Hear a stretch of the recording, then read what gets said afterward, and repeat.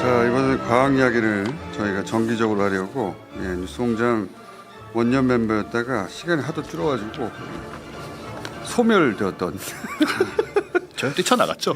원정호 대표 모셨습니다. 안녕하십니까? 안녕하세요.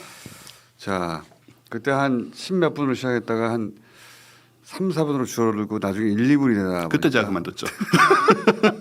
1분이면은 인사하고 끝나기 때문에 자, 죽 드셨어요? 네, 맛있었습니다. 죽을 다 먹어야 됩니다. 그래. 의외로. 예. 근데 숟가락에 이름이 제 이름이 적혀 있는 걸 보고 살짝 감동하려다가 이거 뭐 좀 작은 노력으로 큰 효과를 노리는 술수구나 하고 이제 감정을 억눌렀거든요. 네, 억누르지 마시고 딴 데 가서 겸죽 정도는 먹어봐야 네. 이 동네에서는 방구라고 하죠. 맛있더라고요. 자, 과학 얘기를 저희가 전방위로 한번 해볼까 하는데 오늘 무슨 얘기를 합니까?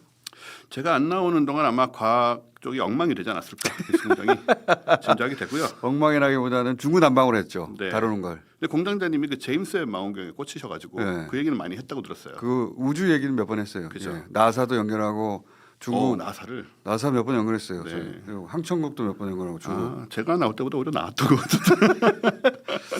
자, 최근에 이 과학에서 핫한 게 뭡니까? 일단 저는 좀 AI 얘기를 좀 하려고 하는데 AI. 왜냐하면 이게 지금 벌어지는 상황들이 있기 때문에 지금 현재 챗 GPT인가? 그렇죠. 그게 아주 핫하죠, 아주. 예 지금 예. 당장에 핫한 게 바로 그거고 그리고 작년에 이제 제가 안 나오는 동안에 또 벌어졌던 작년부터 지금까지 벌어지는 상황들이 있습니다. 그 AI의 최신 예 최신 현황. 상황들 그리고 어떤 그 논쟁들 이런 거를 좀 AI 정리를 어디까지 하려고. 왔나? 네. 알겠습니다.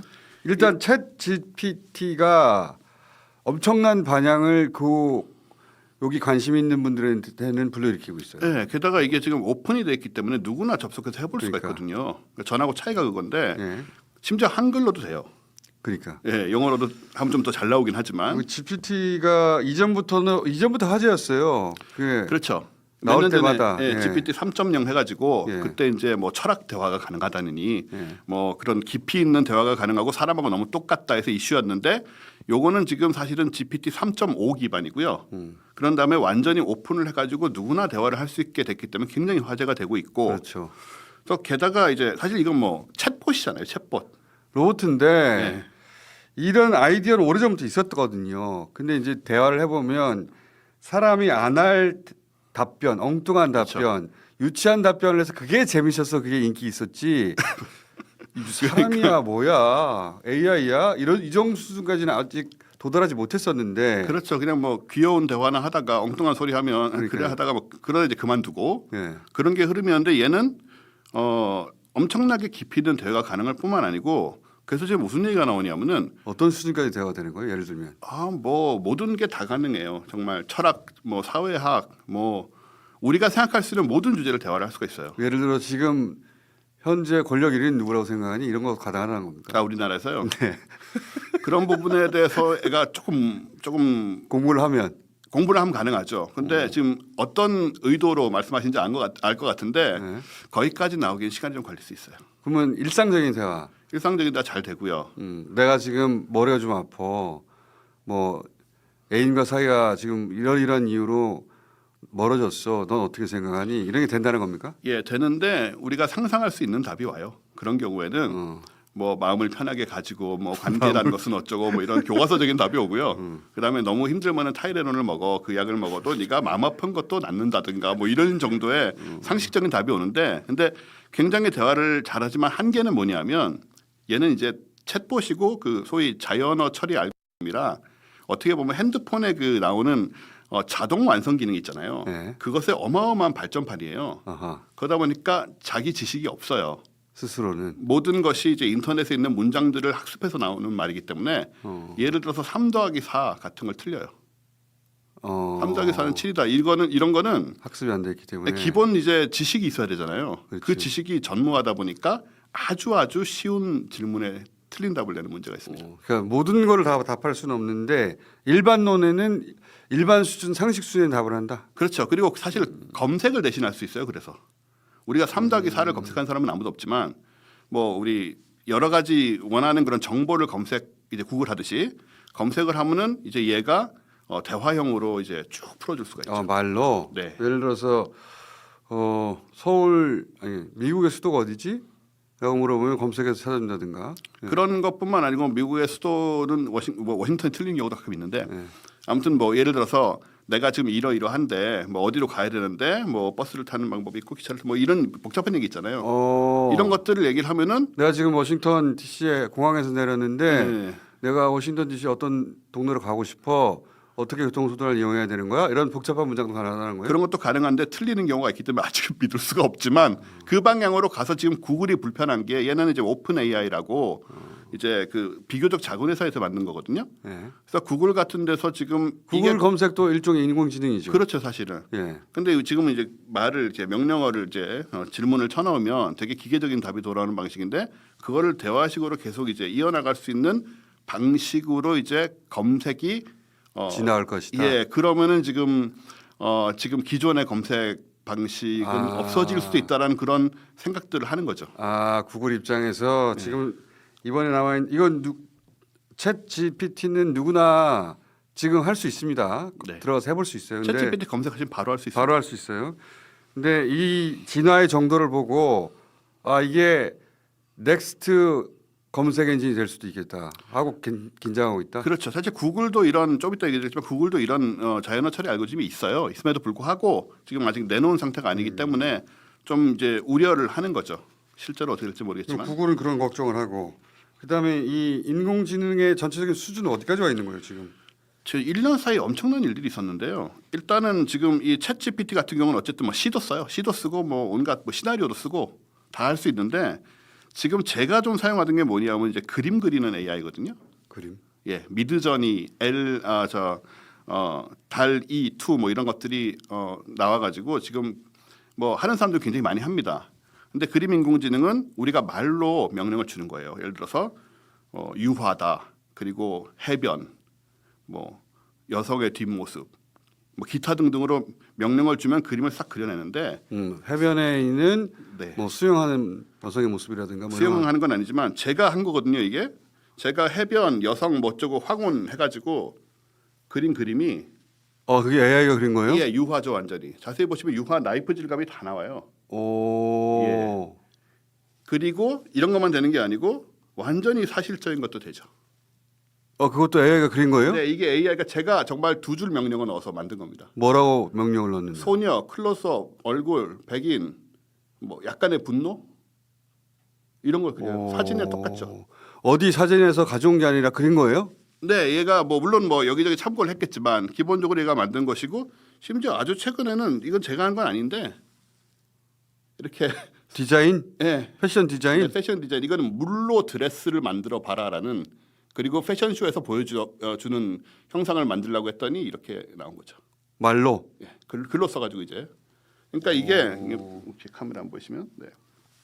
이 수준에 근데 이게 놀라운 게 뭐냐면 더 3개월 4개월 전만 해도 이게 안 나왔어요. 얘네 미드저니라는 프로그램인데 그새 사람들이 많이 명령을 시키고 학습을 시키니까 엄청난 속도로 발전을 하는 거예요. 딥러닝으로. 네, 3, 4개월 전만 해도 그림이 어색하고 이상했는데 지금은 거의 완벽한 수준으로. 저는 이제 이 AI가 대중들에게 폭발적인 관심을 가지게 된 게 바둑 때문 아닙니까? 그렇죠. 네. 이세돌과 그 바둑 AI의 대결. 그게 이미 6년 7년 전이죠. 인공지능이 이겼단 말이에요. 네. 다들 인공지능이 아무리 그래도 바둑은 인간을 못 이길 거다 당분간 그랬는데 이겼단 말이죠. 네.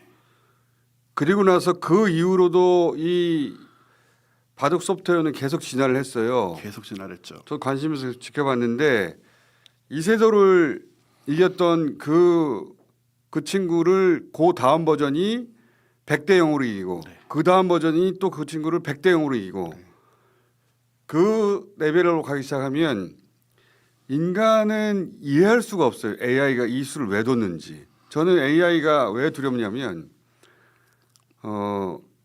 사람보다 빨리 속도 계산을 한다. 빨리 계산을 한다.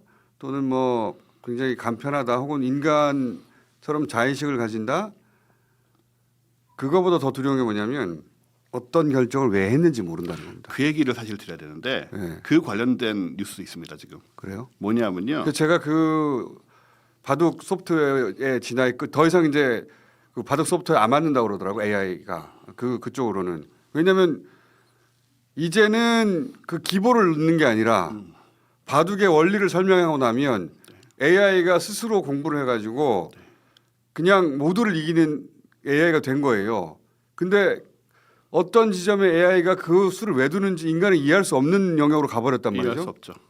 그러면은 AI가 어떤 결정을 내렸는데 내가 시켜서 내린 게 아니라 AI가 어떤 결정을 내리는데 왜 결정했는지 모르잖아요. 그게 되게 심각한 문제가 될 수 진짜 심각한 문제지. 네. 지금 어떤 상황이 벌어졌냐면 AI가 CT나 엑스레이를 보고 인종을 구별할 수가 있어요. 흑인, 백인 이거를. 근데 인간은 못하고 어떻게 하는지도 몰라요. AI는 뭔가 그 90% 확률을 맞춰요. 의학 분야에서 예. AI가 인종을 구별하기 시작했어요. 예. 그 사실 뭘 보고? 엑스레이나 CT를 보고 하는데 심지어는 허리, 손목 이런 걸 보고도 해요. 근데 사람은 몰라 어떻게 하는지. 그러니까 단편적인 의학 정보 거기에는 인종 정보가 없죠. 전혀 없어. 없다고 우리는 알고 있었죠. 그리고 근데 그거 가지고는 인간은 못 찾아요. 어떤 인종인지 알 수가 없어 도저히. 예. 근데 얘는 찾아요. 근데 AI는 우리한테 설명해 주지 않지만 이것은 흑인입니다. 백인입니다. 황인종입니다를 90% 확률 찾아낸다고요?